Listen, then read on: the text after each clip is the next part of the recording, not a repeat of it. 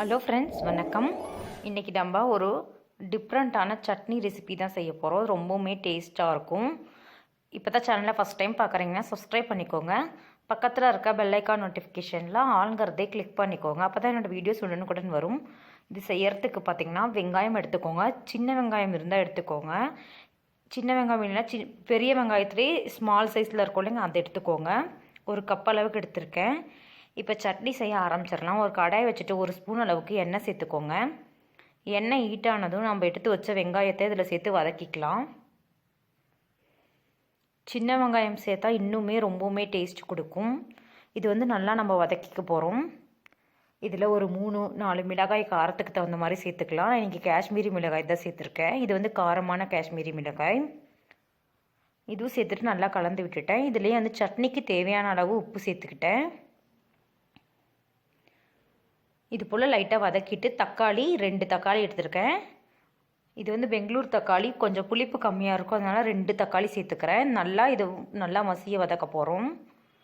தக்காளிலாம் நல்லா மசிஞ்ச வதங்கினா தான் டேஸ்ட்டாக இருக்கும் சட்னி. அதுக்காக இது போல் வதக்கிட்டு ஒரு கைப்பிடி அளவுக்கு கொத்தமல்லி இலை வச்சுருக்கேன். புதினா இருந்தாலும் சேர்த்துக்கோங்க, நல்லாயிருக்கும்.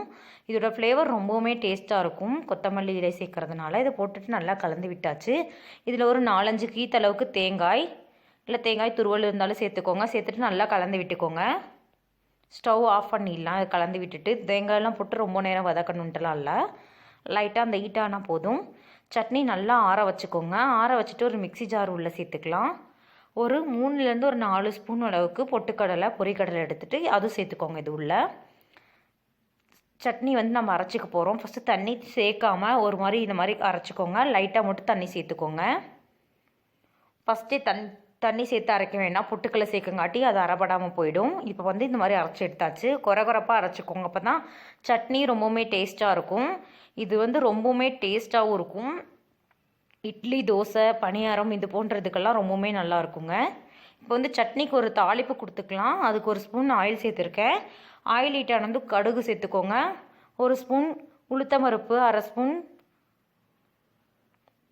கடலைப்பருப்பு, இதெல்லாம் நல்லா சேர்த்துக்கு நல்லா பொரிய வச்சுக்கோங்க. இது ரொம்பவுமே நல்ல ஒரு ஃப்ளேவர் கொடுக்கும். வாயில் கடிப்படும் நல்லா அந்த சட்னியோட.